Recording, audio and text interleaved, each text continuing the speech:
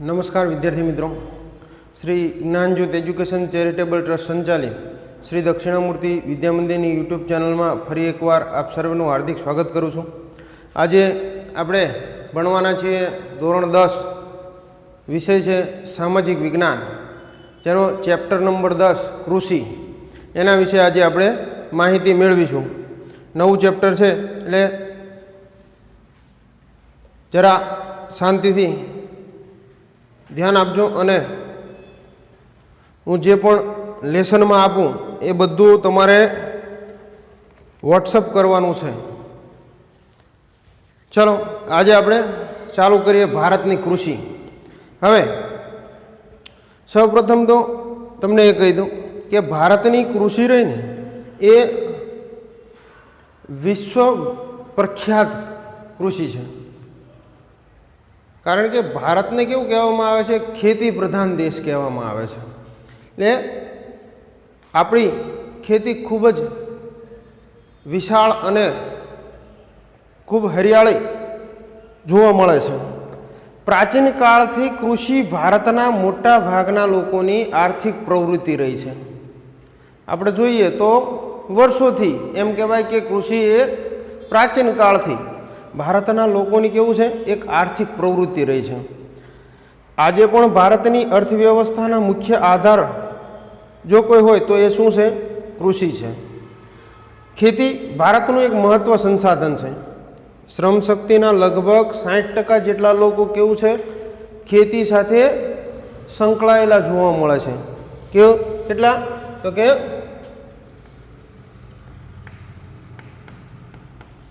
ભારતના લગભગ 60% લોકો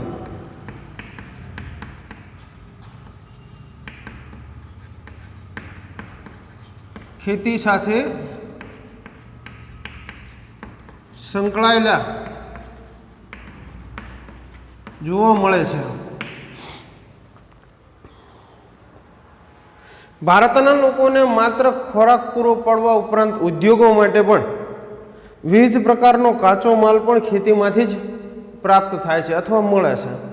એ ભારતની ખેતી એવી છે કે ભારતનું માત્ર ખાવા પૂરતું નહીં, પરંતુ કાચા માલ તરીકે પણ ઉદ્યોગોને પણ ખેતી ખૂબ મહત્વરૂપ સાબિત થાય છે। ભારતના લોકોને રાષ્ટ્રીય ઉત્પાદનમાં કૃષિનો લગભગ 22% હિસ્સો જોવા મળે છે। રાષ્ટ્રનું જે ઉત્પાદન છે ટોટલ, તો એવું કહેવાય છે કે રાષ્ટ્રીય ઉત્પાદનમાં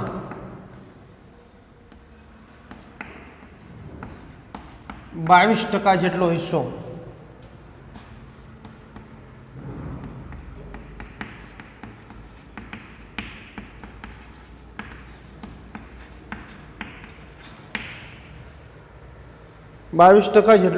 હિસ્સો ખેતીમાંથી પ્રાપ્ત થાય છે। નિકાસમાં પણ ખેતી પાકો અને ખેત પેદાશોનો લગભગ 18% જેટલો હિસ્સો જોવા મળે છે। તો એક બાજુ જોઈએ તો ભારતમાંથી જે નિકાસ થાય છે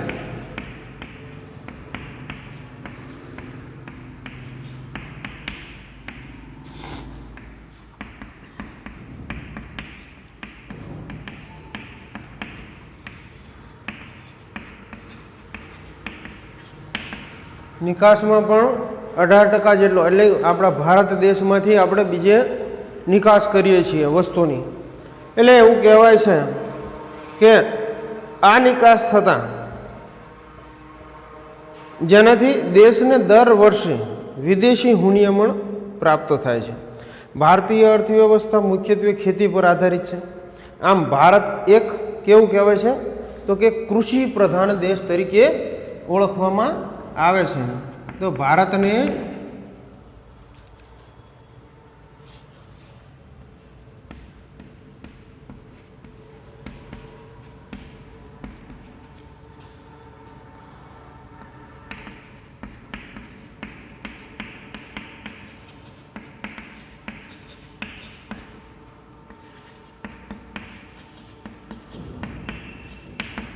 ભારતને કેવું કહેવામાં આવે છે, એક તો એક કૃષિ પ્રધાન દેશ તરીકે ઓળખવામાં આવે છે। હવે એની થોડીક વિશેષતા આપણે જોઈએ તો ભારતની ખેતી શા માટે આટલી બધી પ્રખ્યાત વિશ્વવિખ્યાત છે? તો ફળદ્રુપ મેદાનો, બારેમાસ પાક લઈ શકાય તેવી અનુકૂળ આબોહવા, સિંચાઈ, કુશળ અને મહેનતુ ખેડૂતો વગેરેના લીધે ભારતના મોટા ભાગના વિસ્તારમાં 2 કે તેથી વધુ પાકનું વાવેતર કરી શકાય છે। તેમ છતાં ભારતમાં ખેતી ક્ષેત્રે પૂરતો વિકાસ સાધી શકાયો નથી। આમ જોવા જઈએ તો આ બધી જ વસ્તુ હોવા છતાં પણ જેટલો જોઈએ એટલો આપણે હજુ પણ ઉપયોગ કરી શક્યા નથી। નહીંતર આ બધી વસ્તુ હોય એટલે આપણે આના કરતાં પણ બમણું ઉત્પાદન મેળવી શકીએ। ભારતનો ખેડૂત એકંદરે ગરીબ અને નિરક્ષર છે। સિંચાઈની અપૂરતી સગવડ, અનિયમિત અને અનિશ્ચિત વરસાદ, વધારે વસ્તી, કુટુંબનું મોટું કદ, નાના કદના ખેતરો, આ બધી બાબતો એની અંદર જવાબદાર છે। તો કે અપૂરતી સિંચાઈની સગવડો બધે હજુ શું છે, સિંચાઈની સુવિધાઓ બધે પ્રાપ્ત થઈ શકી નથી। તો અનિયમિત વરસાદ, વરસાદ પણ કેવું છે, આ વર્ષે તમે જુઓ 2020ની સાલમાં તો અનિયમિત વરસાદ, અને અનિયમિત એટલે એટલા બહોળા પ્રમાણમાં વરસાદ થાય છે કે ઘણી વખત શું છે, પોતાનો પાક ખેતરની અંદર વાવેલો પાક પણ ધોવાઈ જાય એવું આપણે જોયેલું છે। વસ્તી, ખાસ કરીને વસ્તી ખૂબ મહત્ત્વનું પરિબળ છે। કુટુંબનું મોટું કદ, વસ્તી હોય એટલે કુટુંબનું મોટું કદ હોવાનું, અને આના કારણે શું છે, ખાવાવાળા અનેક હોય, જ્યારે જે ખેતીનો દાખલા તરીકે 10 વીઘા છે તો એ 10 વીઘામાં કોઈ ફેર નથી પડવાનો, તો વસ્તીમાં ફરક પડવાનો છે।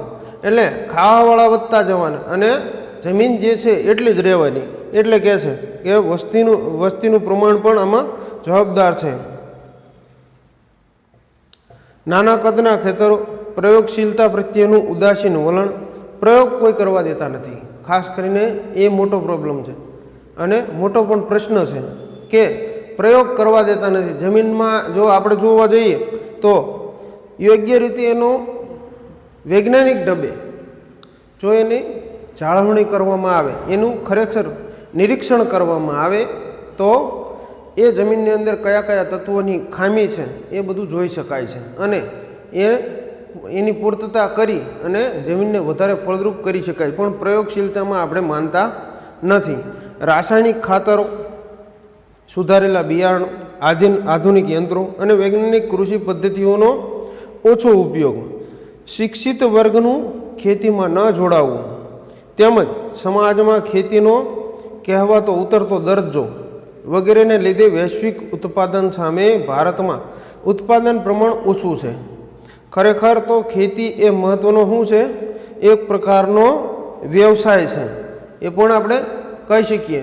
તો એવું કહેવાય કે ખેતી એ એક પ્રકારનો શું કહેવાય છે, વ્યવસાય કહેવામાં આવે છે।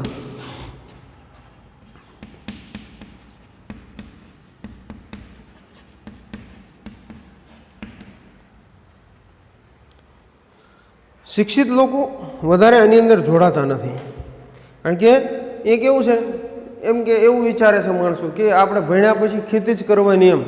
તો ખેતી એક વ્યવસાય છે, એને નીચલા દરજ્જામાં આપણે ન ગણી શકીએ।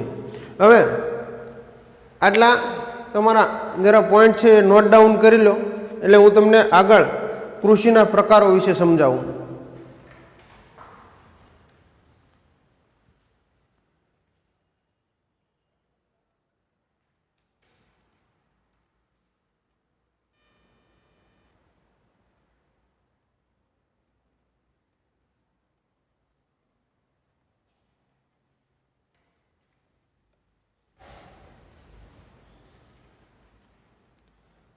ચાલો હવે આપણે જોઈએ કૃષિના કેટલાક પ્રકારો।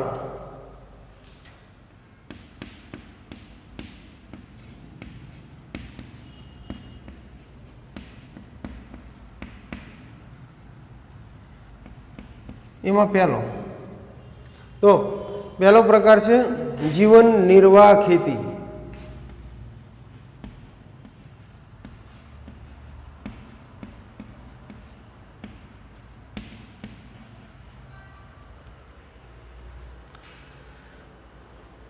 ભારતના લોકોના સામાજિક આર્થિક સ્થિતિ, રાષ્ટ્રીય રાજનીતિ અને ભારતનું સમગ્ર અર્થતંત્ર ખેતી સાથે કે જોડાયેલું છે.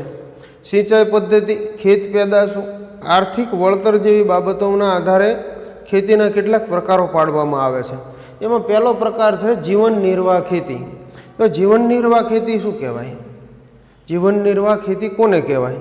તો કે આઝાદી પછી આયોજન પંચની અનેક ખેત વિકાસ યોજનાઓ અમલમાં લાવવા છતાં પણ ભારતના ખેડૂતની આર્થિક સ્થિતિ હજુ આજે પ્રમાણમાં નબળી જોવા મળે છે. નાના કદના ખેતરોમાં મોંઘા બિયારણો, ખાતર અને જંતુનાશકોનો ઉપયોગ કરવો પોસાય તેમ નથી. એક તો ખેતરો નાના છે અને નાના કદના ખેતરો હોવાથી શું છે, એટલું મોંઘું દાટ બિયારણ પોસાઈ શકે તેમ નથી. જંતુનાશક દવાઓ પણ પોસાય એવું નથી.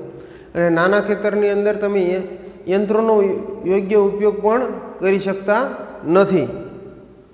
ખેતરમાં થતું અનાજનું ઉત્પાદન પોતાના પરિવારના ઉપયોગ જેટલું જ થાય છે, જે તેના કુટુંબના ભરણપોષણની અંદર જ કે વપરાઈ જતું હોય છે. કારણ કે વસ્તીનું આટલું મોટું કદ, કુટુંબનું મોટું કદ હોવાથી શું થાય છે, જમીન એટલી નાનકડી હોય છે કે એનું ભરણપોષણ કરવામાં જ એમ કહેવાય કે જે ઉત્પાદન થાય એ બધું વપરાઈ જતું હોય છે. તેને જીવન નિર્વાહ ખેતી કે આત્મનિર્ભર ખેતી તરીકે પણ ઓળખવામાં આવે છે અથવા કહે છે. આથી ભારતીય ખેતી આજે પણ મોટાભાગના વિસ્તારમાં જીવન નિર્વાહની પ્રવૃત્તિ જ ગણાય છે, કે જીવન જીવવા માટે એમ કહેવાય કે ખેતીનો ઉપયોગ કરો, બસ આના માટે જ આ ખેતીનો ઉપયોગ થાય છે.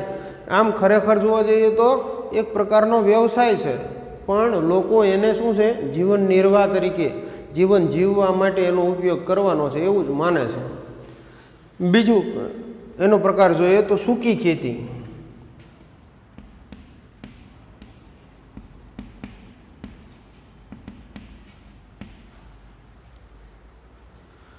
વરસાદ ઓછો પડે છે, સિંચાઈની અપૂરતી સગવડ અને માત્ર વરસાદ પર આધારિત હોય તેવા વિસ્તારમાં માત્ર જમીનમાં સંગ્રહાયેલા ભેજના આધારે એક જ પાક લેવામાં આવે છે, તેને સૂકી ખેતી કહે છે. અહીં જુવાર, બાજરી, કઠોળ જેવા પાણીની ઓછી જરૂરિયાતવાળા પાકો ખેતીમાં થાય છે. ગુજરાતમાં ભાલ પ્રદેશમાં ચોમાસું પૂરું થયા બાદ ભેજવાળી જમીનમાં આ રીતે ઘઉં અને ચણાનો પાક લેવામાં આવે છે, જે આપણો વિસ્તાર કહીએ કે ધંધુકા વિસ્તાર, કે ધંધુકા શું કહેવાય, એક ભાલિયો વિસ્તાર કહેવાય. આપણે તમે આ બાજુ જાઓ કે દોળી ને હડાળા ને એ બધું, પચ્છમ ને ગાંફ ને એ બધું શું છે, ભાલિયો વિસ્તાર છે. એટલે આ ભાલવાળા વિસ્તારની અંદર એમ કહેવાય કે ચોમાસું પૂરું થયા પછી ચોમાસાનું પાણી પોતાના ખેતરની અંદર ભરી રાખે છે, અને એ પાણી સુકાય પછી, એટલે કે નીચે જમીનની અંદર ઉતરી જાય પછી એ ભેજવાળી જમીનની અંદર ઘઉં અને એમ કહેવાય કે ચણાનું ઉત્પાદન એટલે પાક લેવામાં આવે છે. ત્યાર પછી ત્રીજું છે આર્દ્ર ખેતી.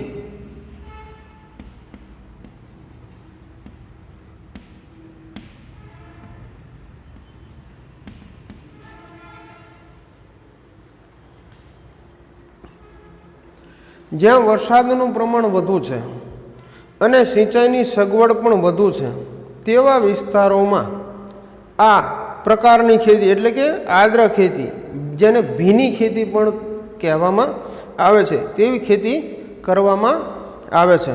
વરસાદ ન પડે કે ઓછો પડે ત્યારે સિંચાઈ દ્વારા વર્ષમાં એક કરતાં વધુ પાક લઈ શકાય છે, જેમાં ડાંગર, શેરડી, કપાસ, ઘઉં અને શાકભાજીની ખેતી કરવામાં આવે છે.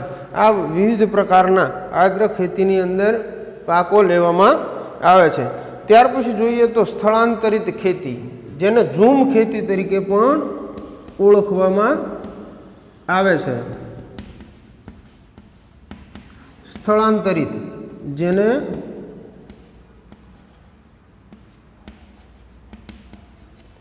ઝૂમ ખેતી તરીકે પણ ઓળખવામાં, સ્થળાંતરિત એક શબ્દ એના ઉપરથી તમને અંદાજ આવી જાય, સ્થળાંતર, એક જગ્યાએથી બીજી જગ્યાએ જવું. આ પ્રકારની ખેતીમાં જંગલોમાં વૃક્ષોને કાપી તેને સળગાવીને જમીન સાફ કરી ત્યાં ખેતી કરાય છે. અહીં 2 કે 3 વર્ષ ખેતી કરાય છે, કારણ કે શું છે, એની ફળદ્રુપતા લાંબો સમય સુધી ટકી શકતી નથી, કારણ કે જમીન એટલી બધી કડક થઈ ગઈ હોય છે અને એની ફળદ્રુપતા એમાં જળવાયેલી ન હોવાથી આ જમીન એમ કહેવાય કે 2 કે 3 વર્ષ માટે જ તમે એનો ઉપયોગ કરી શકો છો. પછી બીજી જગ્યાએ જાય એટલે એક સ્થળાંતર થાય અને ત્યાં પણ જંગલોને એમ કહેવાય કે વૃક્ષો કાપી અને ચોખ્ખું કરી અને ત્યાં ફરી પાછી ખેતી કરાય છે. આવી ખેતીને સ્થળાંતરિત ખેતી તરીકે ઓળખવામાં આવે છે. જમીનની ફળદ્રુપતા ઘટતા આ વિસ્તાર છોડી દઈને બીજી જગ્યાએ આ રીતે ખેતી શરૂ કરવામાં આવે છે. તેને ઝૂમ ખેતી પણ કહે છે. આ ખેતીમાં ધાન્ય પાક, શાકભાજી ઉગાડાય છે. આ ખેતીમાં ઉત્પાદન ખૂબ ઓછું થાય છે. ઉત્પાદન એમ કહેવાય કે માત્ર ખાધા ખર્ચ નીકળે એવું ઉત્પાદન આ ખેતીની અંદર થાય છે. ત્યાર પછી જોઈએ તો બાગાયતી ખેતી.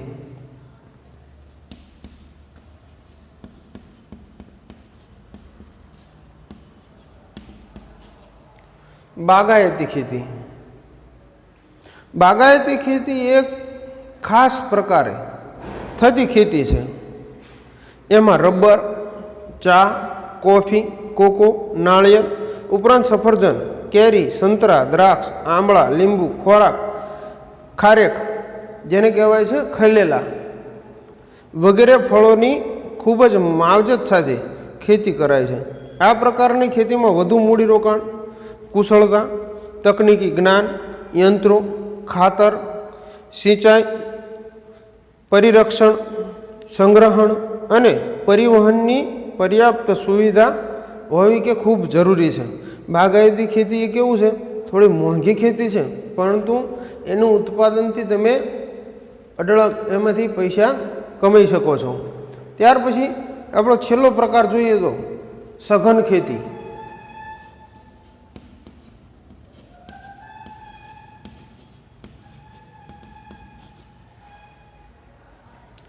જ્યાં સિંચાઈની સુવિધા વધી છે ત્યાં રાસાયણિક ખાતરો, કીટનાશકો અને વિવિધ પ્રક્રિયામાં યંત્રોના વ્યાપક ઉપયોગથી ખેતીમાં યાંત્રિકીકરણ આવી ગયું છે. આપણે જોઈએ છીએ કે અત્યારે જ્યાં સિંચાઈની સુવિધા છે ત્યાં યંત્રો દ્વારા વિવિધ રીતે લોકો હવે ખેતી કરતા થયા છે.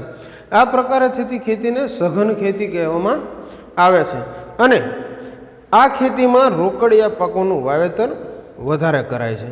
અહીં હેક્ટર દીઠ ઉત્પાદનમાં ખૂબ જ વધારો થયેલ છે અને આ પ્રકારની ખેતી હેઠળનો વાવેતર વિસ્તાર સતત કેવો થતો જાય છે, તો કે વધતો જાય છે. આ ખેતીમાં આર્થિક વળતરને મહત્ત્વ અપાતું હોવાથી તેને વ્યાપારી ખેતી તરીકે પણ ઓળખવામાં આવે છે. આપણે અહીં સુધી રાખશું. નેક્સ્ટ લેક્ચરની અંદર કૃષિ પદ્ધતિઓથી જોઈશું, પરંતુ તમારે આ 6 મુદ્દાઓ લખી અને મને મોકલવાના છે. જય હિન્દ, અસ્તુ, જય ભારત.